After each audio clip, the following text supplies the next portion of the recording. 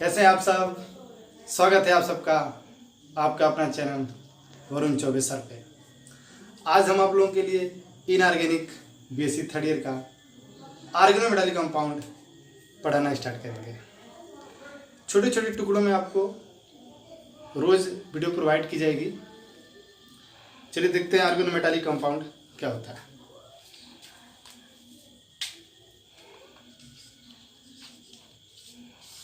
OMC organometallic compound. Organometallic compound को OMC short form में लिखते हैं। ऑर्गेनोमेटालिक कंपाउंड रुक दो। Organometallic compound as defined as substance containing direct metal carbon bond are known as आर्गिक। जिस भी कंपाउंड में हमें मेटल कार्बन बॉन्ड मिले उससे हम लोग सिंपल भाषा में ऑर्गेनोमेटालिक कंपाउंड कहते हैं। आप लोग बेसिकली पढ़े होंगे ग्रिग्नार्ड रिएजेंट के बारे में, जिल्मान रिएजेंट के बारे में, विल्किंसन कैटलिस्ट के बारे में। तो ये होते क्या है, ग्रिग्नार्ड रिएजेंट क्या होता है?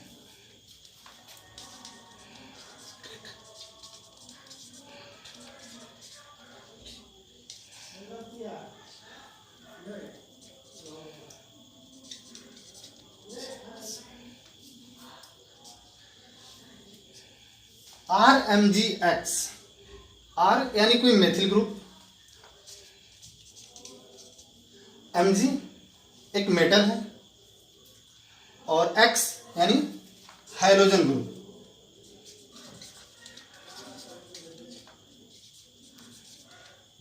कोई भी हो सकता है, fluorine, chlorine, bromine, iodine etcetera. इसमें जो मेथिल ग्रुप है इसको ऐसे भी हम लोग लिख सकते हैं CH3MgBr। CH3MgBr, CH3MgBr इसमें जो कार्बन है वो डायरेक्ट मेटल से अटैच हुआ है। किससे? डायरेक्ट मेटल से अटैच हुआ है। तो यहाँ पे कार्बन और मेटल बॉन्ड बन रहा है, इसलिए ग्रिग्नार्ड रिएजेंट ऑर्गेनोमेटालिक कंपाउंड होता है।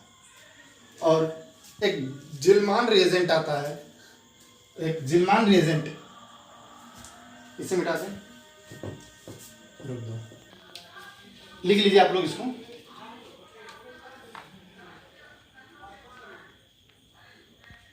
लिख लिए? तो आगे चलते हैं। अब हम लोग जिल्मान रिएजेंट देखते हैं क्या होता है। जिल्मान रिएजेंट भी ऑर्गेनोमेटालिक कंपाउंड है, R2CuLi। R2CuLi इसको ऐसे भी कह सकते हैं हम लोग, CH3 twice CuLi RLi। ब्यूटीलिथियम भी हम लोग का ऑर्गेनोमेटालिक कंपाउंड। इसका स्ट्रक्चर कैसा हो सकता है? इसका स्ट्रक्चर 1 2 3 4, ये हम लोग का लिथियम। ये देखिए यहाँ पे कार्बन, यहाँ पे कार्बन है, कार्बन से डायरेक्ट मेटल अटैच है, ऑर्गेनोमेटालिक कंपाउंड। अच्छा ये बताइए, ये क्या स्टेबल डिफिनेशन है इसका? ऑर्गेनोमेटालिक कंपाउंड का डिफिनेशन स्टेबल है कि जो भी मेटल कार्बन से अगर डायरेक्ट अटैच है तो ऑर्गेनोमेटालिक कंपाउंड होगा?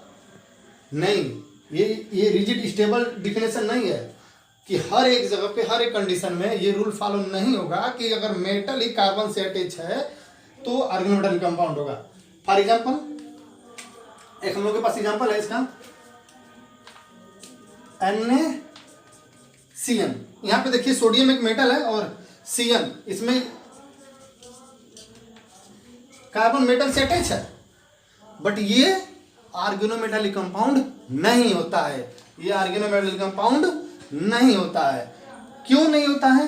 क्योंकि ऑर्गेनोमेटालिक कंपाउंड में आगे चल के आप लोग ये देखोगे कि ऑर्गेनोमेटालिक कंपाउंड जो रिएक्शंस होते हैं, ऑर्गेनोमेटालिक कंपाउंड में जो रिएक्शंस होते हैं उनमें ये क्या होता है कि मेटल के जो ऑक्सीडेशन स्टेट होते हैं वो चेंज होते हैं।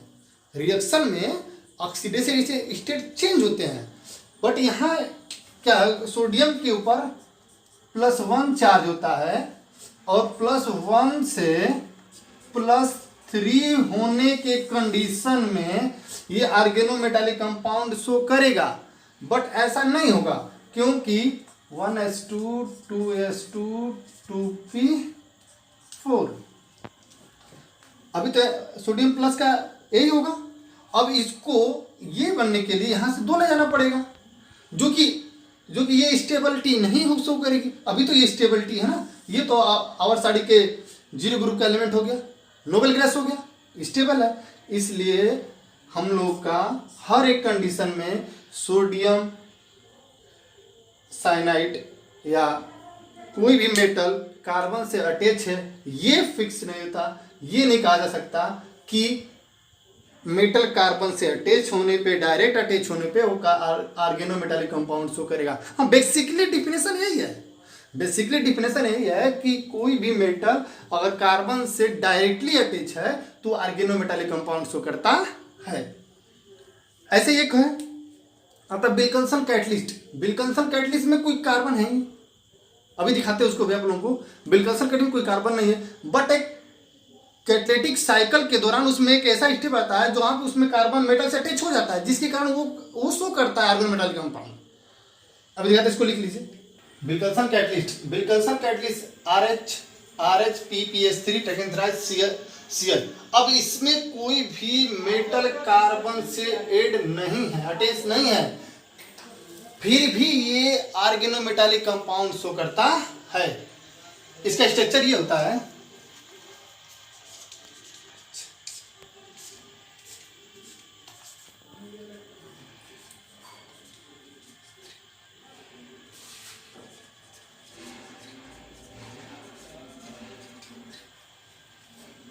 it is considered as an organometallic compound but it do not have any metal carbon bond।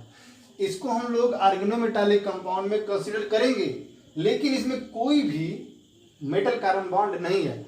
ऐसा इसलिए नहीं है क्योंकि जो विल्किंसन कैटलिस्ट होता है इट इज यूज्ड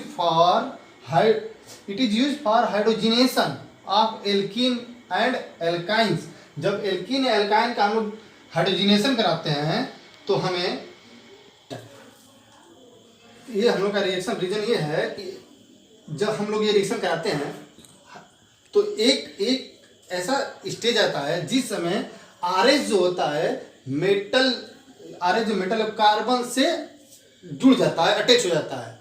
इसलिए इस हम लोग बोलते हैं ड्यूरिंग कैटलिटिक स्टेज, जिसलिए ये एक ऑर्गेनोमेटालिक कंपाउंड शो करता है। लिख लीजिए। अच्छे, ऑर्गेनोमेटालिक कंपाउंड हम लोग पढ़ रहे हैं, इसको किसने, मतलब कि इसके फादर किसको, कौन है पता है? Father of organometallic compound Edward Frankland. Edward Frankland जो थे, इन्होंने ऑर्गेनोमेटालिक केमिस्ट्री या ऑर्गेनोमेटालिक कंपाउंड का इन्हें जनक कहा जाता है, फादर कहा जाता है। अच्छा, ये जो हम लोग के ऑर्गेनोमेटालिक कंपाउंड था, आखिर क्या जरूरत पड़ी इतनी, एक छोटे बोर्ड के लिए इतनी मोटी मोटी बुकें हैं, 2 बुक। अगर आप लोगों को बुक की मतलब कि इसके लिए रेफरेंस में चाहिए तो अजय कुमार आते हैं और BD गुप्ता है। अजय कुमार की बुक भी बहुत अच्छी है, BD गुप्ता की भी आप ले सकते हैं इसके लिए पढ़ने के लिए।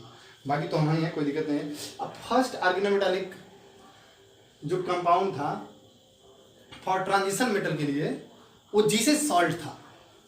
Jesus salt first organometallic compound for transition metal,